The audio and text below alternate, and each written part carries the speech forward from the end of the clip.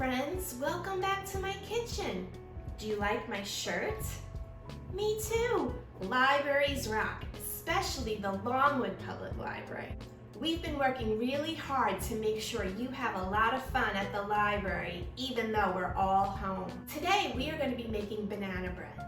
Now I know everybody has their own favorite banana bread recipe, and I've made a lot of banana breads over the years, but this is my family's favorite banana bread recipe, and it comes from the America's Test Kitchen Family Baking Book. So I'm gonna grab my apron, you grab your grown-up, and wash your hands, and I'll meet you back here in a minute.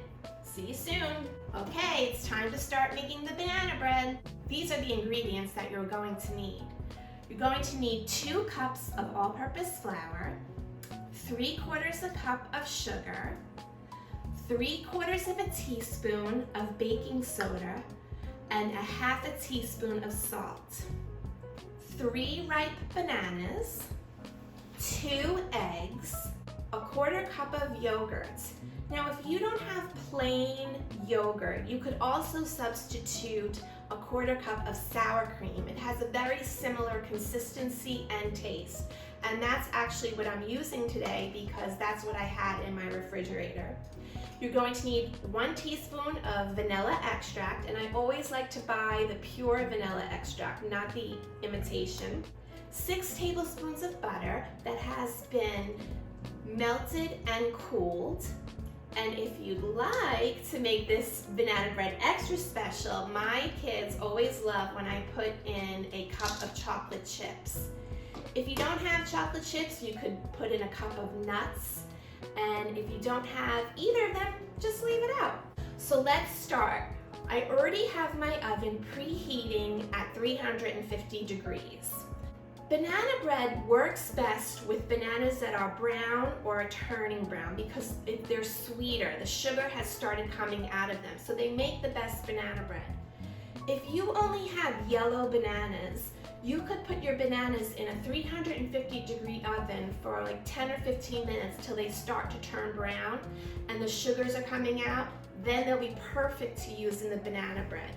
If you have green bananas, I wouldn't use that method because they're still unripe and bitter. So you'd have to wait until they started turning yellow. We are going to combine all the dry ingredients. So the flour, the sugar, the baking soda, and the salt. We're going to whisk these till they're all combined. Okay, that looks good. We're gonna set it aside. So in a smaller bowl, the first thing I'm gonna do is mash my bananas.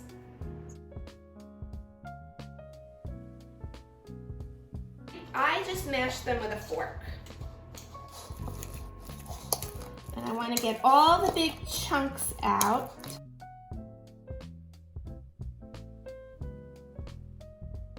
Okay, this looks done. So to the mashed banana, I'm gonna add my 2 eggs, my vanilla, my sour cream or plain yogurt, and my butter. And now I'm going to mix that all together until it's combined.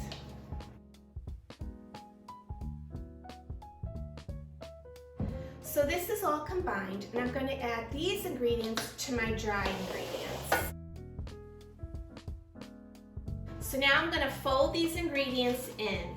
So folding is not mixing in a big circle. It's bringing your spatula up from the bottom and over, just till all the ingredients get combined, and you don't want to overmix.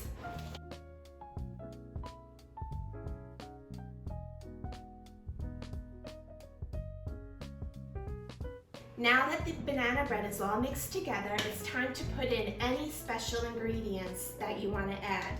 I have chocolate chips, you could use walnuts, and you could put as much in as you like, anywhere from 1/2 cup to a cup. So this is a cup of milk chocolate chips. And I'm going to fold these in also. Once the batter is all mixed together, I'm going to spread it into an 8 by 4 inch loaf pan. I have a nice one that has a fancy design on the bottom. If you don't have an 8x4-inch loaf pan, you could use another size loaf pan and adjust the baking time. I have it all spread in my loaf pan, and I'm just going to give it a tap to get all those air bubbles out, and I'm going to put it in my oven. Remember, the oven's been preheating at 350 degrees. I'm going to cook it for about 15 minutes or until your cake tester comes out clean without any crumbs. I just want to mention that I've set my oven rack to the lower third of my oven, just so it doesn't get too dark on top.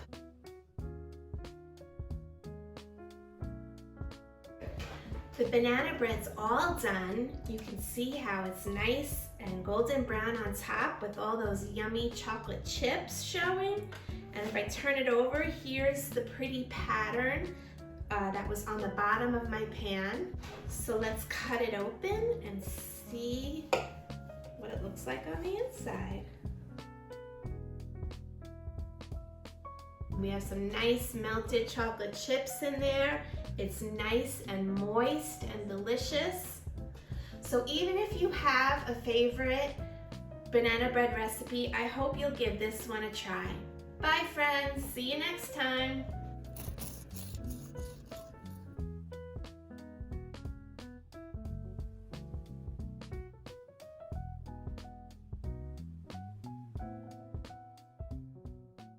What are you looking for up there?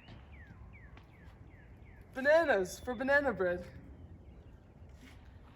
There are no bananas up there.